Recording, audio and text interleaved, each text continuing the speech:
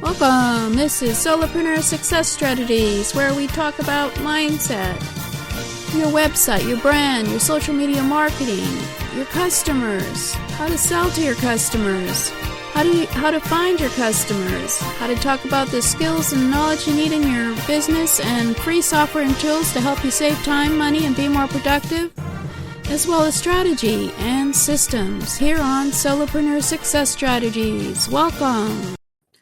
Welcome! This is Jane Gardner, and welcome to Solopreneur Success Strategies. And I think I have to say I'm welcome again because I'm using YouTube. So welcome. This is Jane Gardner of Solopreneur Success Strategies, and welcome to World Domination Wednesday, where we talk about you and your customer, how to get your customer, how to keep your customer, defining what your customer wants first, of course, and keep growing your business with more customers. So today's all about you and your customer and how you can dominate their world as your business. My name's Jane Gardner, as I mentioned, and I work with my husband in our engineering firm for the last 20 years over in Western Canada, and still working, so it's been a long day, but I like to try and help others, so I'm out here right now talking to you to see if I can help you with your business. So let's have a look at our trainings for today. So the first question when we started out World Domination Wednesday was, who are your customers? And of course, everyone is not your customer, according to Seth Godin. So we're going to continue on, and we went and discussed how your customers are looking for your solution to their problems or to fulfill their desires. As well, we have an offer out there still, jgtips.com customer profile. In the first 3 weeks, we talked about defining who your ideal customer might be and how to define it and how to do research to craft your messages to your customer to attract them, and how to use tracking tools to measure your success. So the offer is that we will do 6 days of daily trainings with worksheets and questions for you to answer about yourself and your business so that you can quickly figure out who is your customer and who is your ideal customer. So that's my offer at jgtips.com/customer profile. But as you know, there is over 3.4 billion by now internet users online on the internet, and there's plenty of people out there to be your customers. And what you have to do is have the messaging that attracts them and have the solution to their problems or fulfill their desires. So of course you have to know who your customers are before you even get started. And before that, as we mentioned on our show, you need to know what your business is and why it benefits others in terms of your solutions.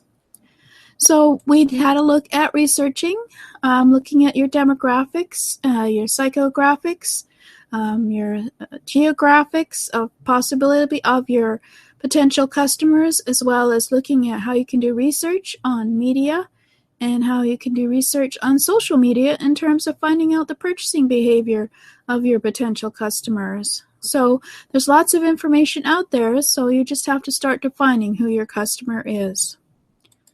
And ideally, if you can define the ideal customer experience as part of your brand, then of course your customers will become raving fans as they come back to buy from you again and again.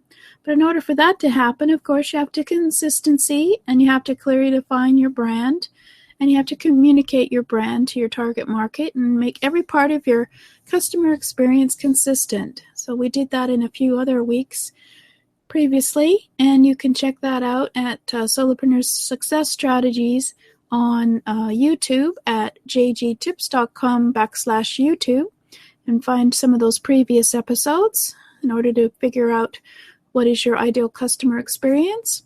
And also on Get Your Message Out Tuesday, we had a discussion and looked at how to build your brand.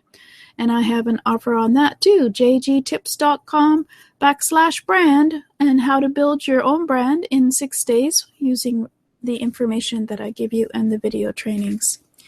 So there's plenty of ways you can learn about your customer. And so you can find out who is your customer. In order to do that, you need to start with your ideal customer, and you have to know what they want that you can give them. You have to know where to find your ideal customer, and you have to know when and how they like to buy. And then you know how to provide some of the features of an ideal customer experience. And so now you're ready to convert prospects into customers. Now, after all this, last week I had a discussion on maybe it is possible to have more than one ideal customer. For example, we could have a mother and her daughter. Mother is looking for a part-time business that she can do while the children are in school to make some extra money. We have a mature lady who's looking to fulfill her passion by starting a business in her senior years and make some money. And then we have a working woman who's tired of her job and she wants to go and become independent and have her own business as well. So even though there are different age groups, they all have the same desire, which is to start their own business. And I bring up those samples because those are the people that I want to meet. But anyway, so when we say ideal customer, it's more about what they're looking for than their age group, etc. But you can certainly start with a small group of your ideal customers because they'll be easier to sell to. So we had a look at how it is possible that people from different age groups with different needs can actually be also your customers at the same time last week. And so they, depending on your product or service, of course, they may be all your customers. So there is a secret to understanding whether a prospect can be your customer. And this is for this week, I'm going to tell you that potentially start talking about the secret, which is not the same secret as the secret, but it's the secret to understanding others as well as understanding yourself. I am an associate for the Consulting Resource Group. So 2 years now I went and did a workshop on personality development assessment, a workshop where we discussed personality and the principle of personal style. Basically, the principles behind that is that everyone, of course, has a personality, and it's based on your self-worth and the people who teach you and your emotional anchors that you have in the environment and your health and your religion and your physical health. But at the very core of everyone, there are 4 personal style preferences. They're called, we'll just briefly say they're action, and then there's cognitive, which is analysis, and then there's an interpersonal, which is harmony, and then there's the affective, which is expressive. And we are all have all 4 components in ourselves as a core of us when we are born. And yes, we were born that way. And then as we grow, we have different influences which change our personality and develop it, as we all know. Our self-worth, and our environment and our social teachers, etc., are all things that influence us. So this is the basic principle behind the Consulting Resource Group Personality Development Factors model. And from that, we can actually find out that there are different sales styles. And so if you're someone who is selling to others, or even if you're interrelating with others, whether it's your family or friends or strangers, you can detect what their personality might be if you look at their basic personal style. Now, I'm not going to get heavily into this today. I just wanted to give you an idea that it's basically a personality development factors model, and I'm an associate who's able to teach it. And we're just going to go briefly over, and you can think about this idea that the secret to understanding others and why they buy can be based on their personality and their personal style that's below their personality. One of the Ken Keyes is the president of a consulting resource group, And so he has a program called Why Don't You Sell the Way I Buy? And it's basically a workshop as well, where he uses it actually for corporate sellers, but you can also do it on an individual level. And basically your personal style affects how you buy. But and what is so great about knowing your personal style, and that's through assessments done through consulting resource group, etc., is that you know what you like in terms of selling or buying. You can also detect what other people's like through selling and buying, knowing some of the clues from the personal style development and model. So when you're doing selling, of course, you should always have a professional attitude, and you should have no games or surprises. The customer should be informed about the buying steps and given choices, and this will help to take the pressure off your customer possibly buying, obviously, their prospect before they're a customer. And so then also, another selling philosophy point is that you can use transition points between steps when you're selling. You can match the selling style to the customer's buying style, and knowing the various techniques that you can use to sell to others. And you can make small changes with equal major differences in results in what you say and how you listen, and what you listen to and how you interpret it, what you're listening to. And of course, you be always ask for the order and be non-confrontational, knowing that you're willing to listen, you're willing to adapt, you're willing to shift in terms of your personal style, which we won't go into right now. It can be a win for you, can be a win for the business, and it can be a win for the customer, because you're all interacting in a harmonious way. So for the customer-focused selling process, first, of course, you approach and receive the possible customer. You talk to the customer to find out what they're looking for, and then you confirm the needs that they want. And then you make your presentation with your information about your product or service. And then there's the purchase, of course, confirmation, and most importantly, there's a follow-up afterwards to make sure there's no more questions about the product or service to the customer, and of course, keep your relationship going with the customer. So this is a general type of customer-focused selling process that you can use, and you can call it reception of the customer, discovery of what they need, confirm their needs, make a presentation, and then make a purchase confirmation, and of course, most importantly, do the follow-up. So that's sort of the standard type of selling process for those of you who have never sold before. And then working with customers, what are the customer characteristics of those customers you find easiest to work with? And what are the characteristics of those customers that are most difficult to work with?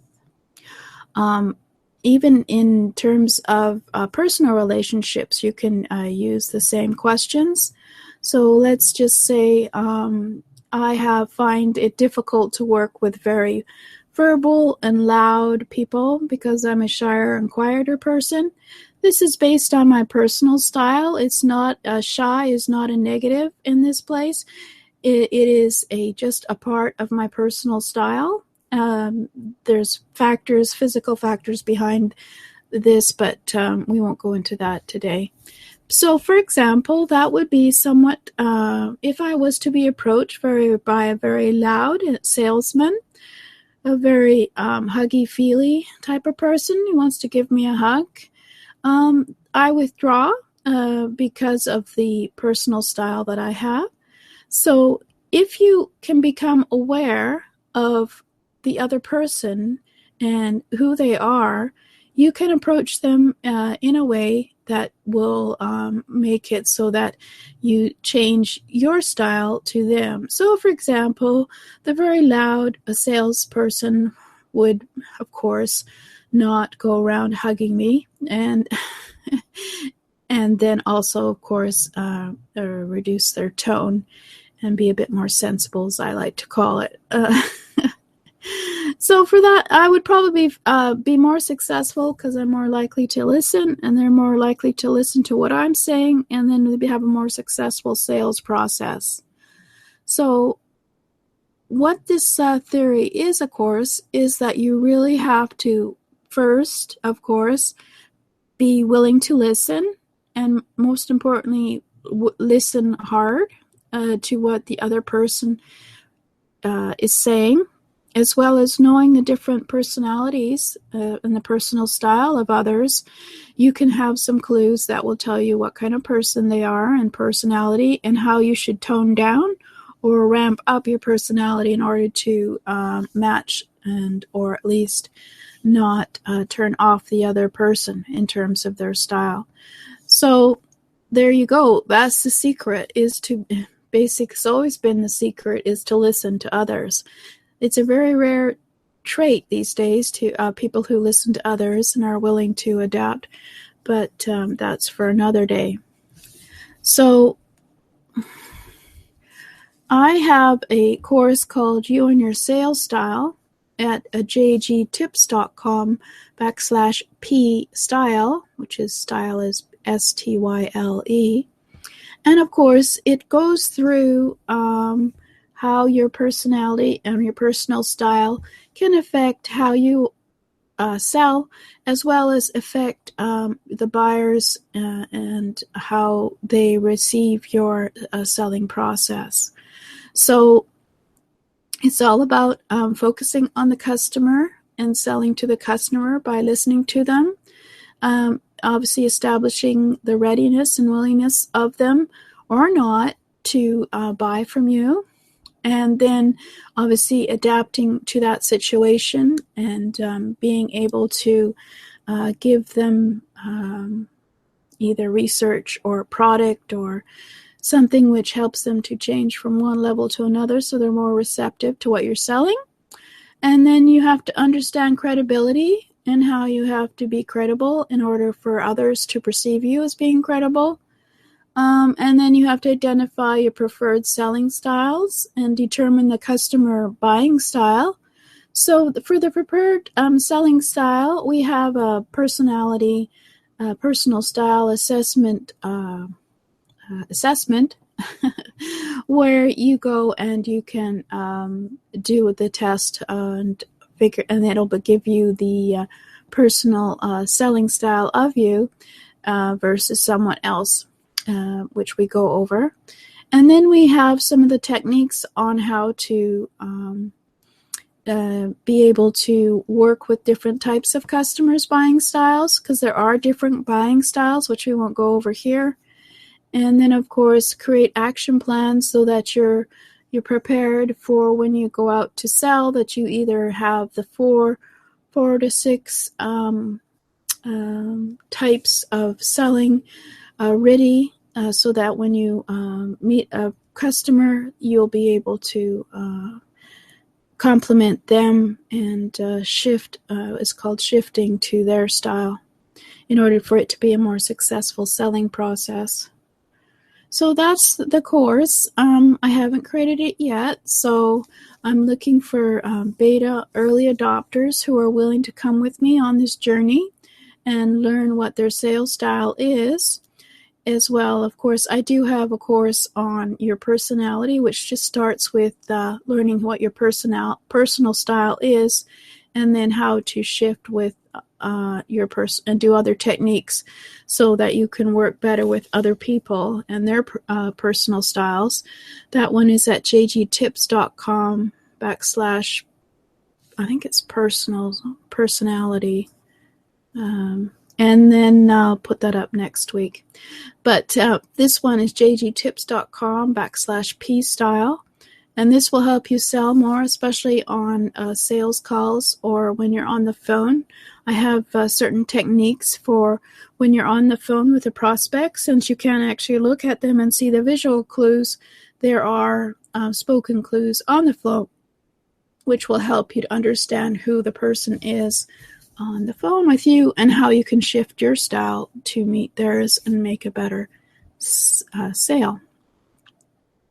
So yes, this is something new for me, and I was quite excited when I learned about personal style in 2014, because it basically was a life-changing moment to realize that who I am is who I am, and I was born this way, and that I don't have to feel awkward about who I am, or feel that other people can feel that I'm inferior in terms of being shy, etc., to others. And yes, and also knowing some of my quirks as well as my the wonderful things about me as well. So that's all for today. I think we'll have another, maybe I'll do a scenario next week on buying. I'll pretend we're in a store and we have 4 or 5 customers come in, and you have to guess what you have to do in order to be successful to sell to them. That might work. So we'll see you next week. This is Jane Gardner at jane-gardner.com. And this is Solopreneur Success Strategies World Domination Wednesday. I hope you enjoyed thinking about what I'm talking about today. And I will have more about it next week once I set up some of the information about it next week. Thank you.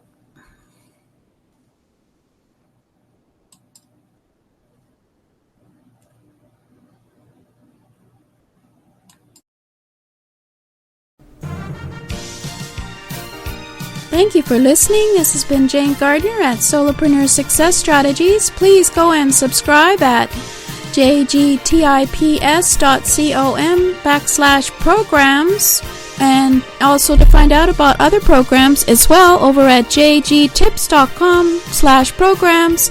And over there we have a free mindset magazine for you to check out at jgtips.com/mindset offer. So welcome.